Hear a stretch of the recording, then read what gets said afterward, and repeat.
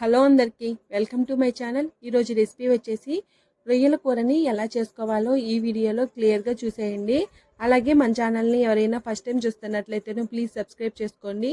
ఇప్పుడు ఈ రొయ్యల కూరని ఎలా చేసుకోవాలో ప్రాసెస్ ఏంటో వీడియోని స్కిప్ చేయకుండా క్లియర్గా చూసేయండి. అలాగే ఈ కర్రీని ఒక్కొక్కరు ఒక్కొక్క విధానంలో చేస్తుంటారండి. నాకైతే ఈ విధంగా చేసుకుంటేనే పర్సనల్గా చాలా నచ్చుతుంది. దీనికోసం ముందుగా 1 కేజీ వరకు రొయ్యల్ని హాట్ వాటర్లో వేసుకొని రొయ్యలకి పైన ఉన్న తొక్కని తీసేసుకోవాలి. మీకు ఇది క్లీనింగ్ ప్రాసెస్ తెలియకపోతే మార్కెట్లో వాళ్ళని అడిగితే వాళ్ళే క్లీన్ చేసి ఇచ్చేస్తారండి. అలాగే ఈ రొయ్యకి బ్యాక్ సైడ్ ఉండే నల్లటి దారంలా ఉంటుంది, దాన్ని తీసేసుకోవాలి. ఇక్కడ నేను వీడియోలో చూపించే విధంగా క్లీన్ చేసుకోవాలండి. ఇది ఆప్షనల్, అలాగే కూడా కుక్ చేసుకోవచ్చు. నేనైతే ఇలా ఆ నల్లటి దారాన్ని తీసేసుకొని 2-3 సార్లు వాష్ చేసుకొని ఒక ప్లేట్లోకి తీసుకోవాలి.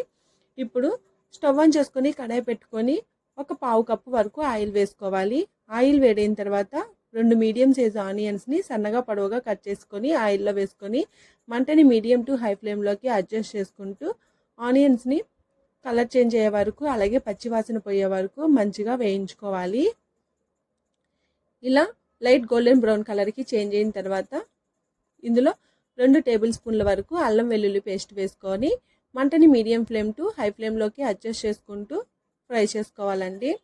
ఇక్కడ నేను 1 కేజీ వరకు రొయ్యల్ని కర్రీ చేసుకుంటున్నాను కాబట్టి ఎక్కువ క్వాంటిటీలో మసాలాని యాడ్ చేసుకుంటున్నాను. మీరు తీసుకునే రొయ్యలను బట్టి మీకు ఎంత కర్రీ కావాలో దానికి తగ్గట్టు మసాలాని వేసుకోవాలి. ఇలా అల్లం వెల్లుల్లి పేస్ట్ బాగా ఫ్రై చేసుకున్న తర్వాత ఇందులో 2 టేబుల్ స్పూన్లు సాల్ట్ని వేసుకొని ఒకసారి బాగా మిక్స్ చేసుకొని మరో 2 నిమిషాల పాటు ఫ్రై చేసుకోవాలి.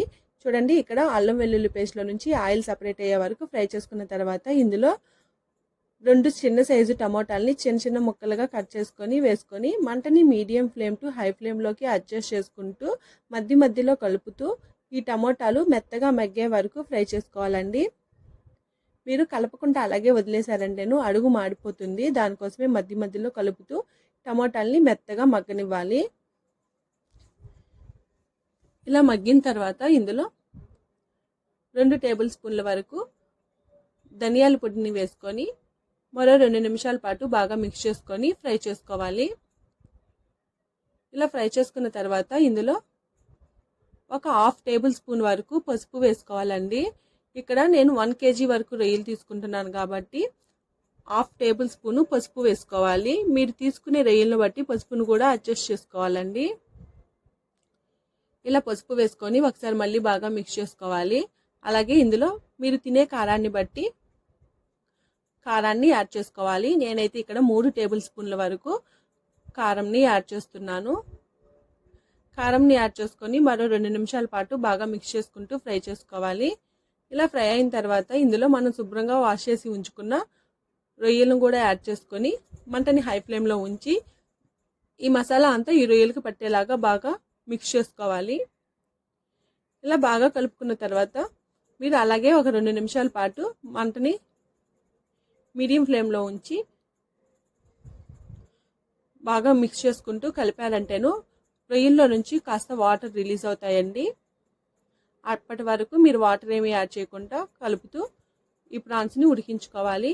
అలాగే ఇందులో నేను ఇంట్లో ప్రిపేర్ చేసుకున్న గరం మసాలాని 2 టేబుల్ స్పూన్ల వరకు యాడ్ చేశాను. అలాగే ఒక 1/2 టేబుల్ స్పూను మిరియాల పొడిని సాల్ట్ చెక్ చేసుకుని సాల్ట్ని కూడా యాడ్ చేసి ఒకసారి బాగా మిక్స్ చేసుకోవాలి. ఇలా బాగా మిక్స్ చేసుకున్న తర్వాత 1/2 టేబుల్ స్పూన్ వరకు గరం మసాలాను కూడా యాడ్ చేసుకొని కలుపుకోవాలి. ఇందులోనే కాస్త కట్ చేసుకున్న కొత్తిమీరను కూడా యాడ్ చేసుకొని బాగా మిక్స్ చేసుకొని ఉడికించుకోవాలి. చూసారా, ఇక్కడ నేనేం వాటర్ యాడ్ చేయలేదండి. రొయ్యల్లో నుంచి వాటర్ రిలీజ్ అయ్యాయి. ఇప్పుడు మూత ఉంచి మరో 5 నిమిషాల పాటు ఉడికించుకోవాలి. ఇలా ఉడికించుకున్న తర్వాత మీకు కర్రీ కన్సిస్టెన్సీ ఏ విధంగా కావాలో దానికి తగ్గట్టు వాటర్ని యాడ్ చేసుకోవాలి. నేను ఇక్కడ 1 గ్లాస్ వరకు వాటర్ని యాడ్ చేశానండి. ఇలా వాటర్ని యాడ్ చేసుకొని మళ్ళీ మూత పెట్టుకొని ఒక 5 నిమిషాల పాటు మంటని హై ఫ్లేమ్లో ఉంచి ఉడికించుకోవాలి. మనం ఈ రొయ్యల్ని సపరేట్గా ఉడికించుకోలేదు కాబట్టి కర్రీలోనే ఉడికించుకుంటున్నాం కాబట్టి మీరు కాస్త వాటర్ని ఎక్కువనే యాడ్ చేసుకోండి. అలాగే సాల్ట్ సరిపోయిందో లేదో చెక్ చేసుకొని సాల్ట్ని అడ్జస్ట్ చేసుకొని మూత పెట్టుకొని మంటని హై ఫ్లేమ్లో ఉంచి మరో 5 నిమిషాల పాటు ఉడికించుకోవాలి. ఇప్పుడు మూత తీసుకొని ఒకసారి బాగా మిక్స్ చేసుకోవాలి. అంతేనండి. ఇంకా కొత్తిమీరని కాస్త స్ప్రింకిల్ చేసుకొని సాల్ట్ సరిపోయిందో లేదో చెక్ చేసుకొని సాల్ట్ని అడ్జస్ట్ చేసుకొని స్టవ్ ఆఫ్ చేసుకొని సర్వింగ్ బౌల్లోకి తీసేసుకోవడమేనండి. చూశారు కదా రొయ్యల కూరని ఎలా ప్రిపేర్ చేసుకోవాలో. ఈ వీడియో మీకు నచ్చితే లైక్ చేయండి, షేర్ చేయండి, కామెంట్ చేయండి. అలాగే ఈ రెసిపీని మీరు ట్రై చేస్తే మీకు ఎలా కుదిరిందో కామెంట్ చేయండి. Thank you for watching.